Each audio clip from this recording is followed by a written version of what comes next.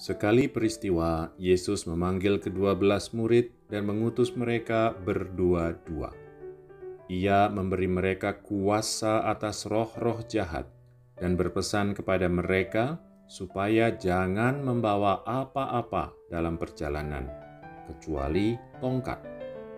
Roti pun tidak boleh dibawa. Demikian pula bekal dan uang dalam ikat pinggang.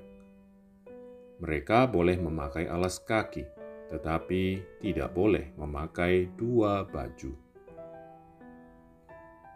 Teman-teman yang disayangi Tuhan, itu tadi kisah singkat pengutusan 12 murid Yesus. Kalau kalian juga ngerasa diri murid-murid Yesus, yuk dengerin baik-baik.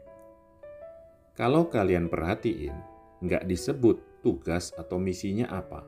Tapi Yesus memberi kepada mereka kuasa atas roh-roh jahat. Kita bisa mengandaikan bahwa dengan kuasa itu, para murid akan mampu mengalahkan atau mengusir roh jahat atau kejahatan dalam berbagai bentuknya. Kiranya itu menggantikan penyebutan tugas atau misi tadi. Para murid diutus untuk membawa kabar baik, untuk menghadirkan kebaikan yang dari Allah, seperti dikerjakan oleh Sang Guru sendiri.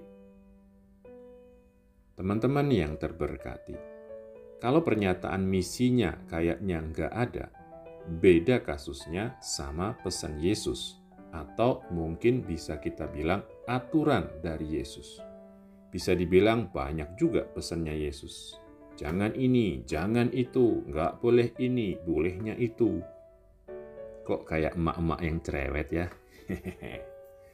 Kayak nggak percaya juga ke murid-muridnya. Sebenarnya sih nggak gitu. Para murid diutus untuk membawa kebaikan dari Allah.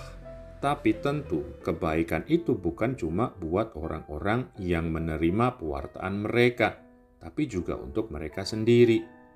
Allah tentu memelihara dengan baik para utusannya, bukan cuma supaya mereka bisa hidup, tapi juga bisa melaksanakan tugas perutusannya dengan sepenuhnya.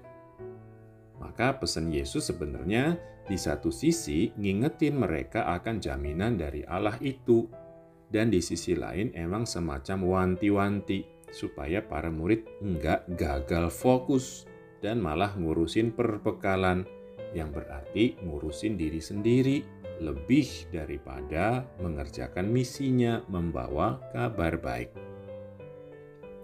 Teman sahabat Yesus, di awal disebut kalau Yesus mengutus para murid berdua-dua. Dari ungkapan itu kita bisa ngerti kalau kita nggak diutus sendirian. 2 orang rasanya merupakan jumlah minimal suatu komunitas atau persekutuan. Maka tugas pewartaan nggak pernah merupakan tugas satu orang atau satu kelompok umat saja, tapi tugas bersama semua murid Yesus. Tentu tiap orang punya misinya sebagai pribadi, tapi itu nggak pernah berarti dia jalan sendirian, itu tugasnya sendiri, atau terus ada orang atau kelompok umat bilang kalau pewartaan merupakan tugas orang atau kelompok tertentu dan bukan tugasnya.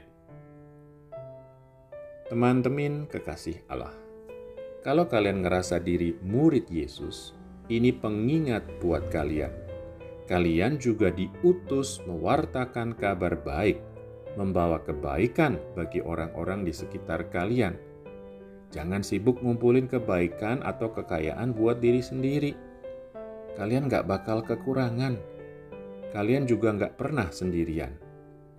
Sanggup ya jadi utusan Yesus?